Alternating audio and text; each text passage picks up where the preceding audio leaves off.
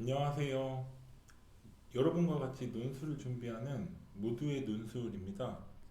반갑습니다. 자, 오늘은 간단히 이제 특성화고 취업 관련해서 문의 주신 사례하고 합격하신 사례를 바탕으로 어떤 방식으로 시험을 준비하는지, 그리고 수업을 안 하더라도 어떤 방식으로 나는 시험을 준비할 것인지에 대해서 좀 간단히 알아보는 시간을 갖겠습니다. 그러니까 일단 특성화 고등학교에 재학하는 상황에서 어떤 기관이라든지 공기업, 뭐 금융공기업 아니면은 공공기관 다 좋습니다.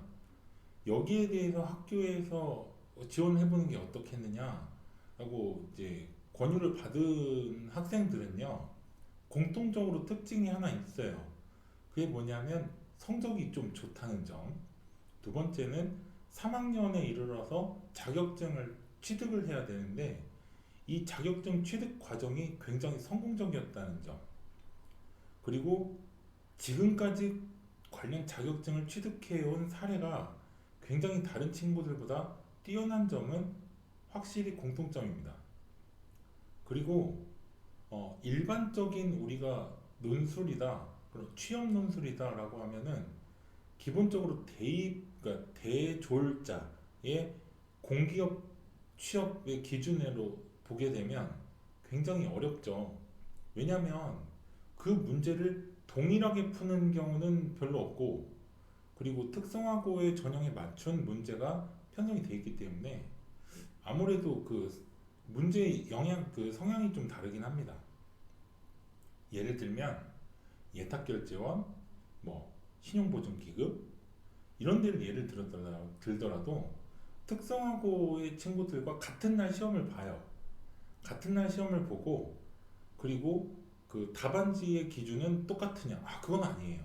왜냐하면 대졸자의 답안지와 특성화고 그 고졸자의 답안지는 다를 수밖에 없어요. 그걸 충분히 감안해서 채점을 하게 된다는 거예요. 그리고 기본적으로 시험을 보잖아요. 그러면 같이 시험 보는 사람들의 수준 자체가 굉장히 뛰어난 친구들은 생각보다 없다는 거예요.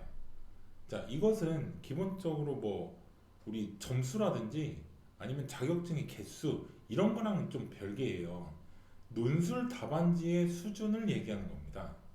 따라서 특성화고 취업 논술 시험 같은 경우는 아주 기본적인 문장과 그리고 논지에 대한 명확한 전달, 그리고 연습량이 느껴지는 기본기가 탄탄한 답안지를 쓰면 충분히 변별성과 경쟁력을 갖추는 답안지라고 볼 수 있다는 거예요. 따라서 그 공기업 취업이라든지 금융공기업이라든지 뭐 신보라든지 예탁결제원이라든지 아니면 그 외에 많은 기관들이 있겠지만 특성화고 취업 관련해서 학교에서 권유를 받고 준비하는 친구들은 정말 지금까지 그 학교 생활 착실하게 해오신 분들이에요.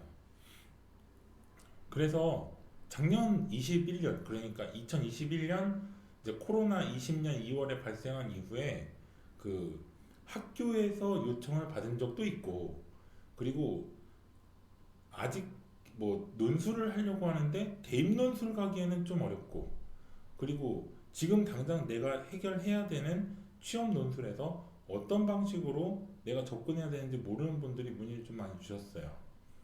보통 이런 방식으로 문자가 옵니다. 뭐 이건 이제 아무래도 이제 개인이라든지 그 학생의 부모님이겠죠. 그 학교에서 문의가 올 때는 어떤 학교 누구입니다. 그런데 이번에 이런 기업의 논술을 좀 진행할 수 있을까요? 이런 식으로 오게 됩니다.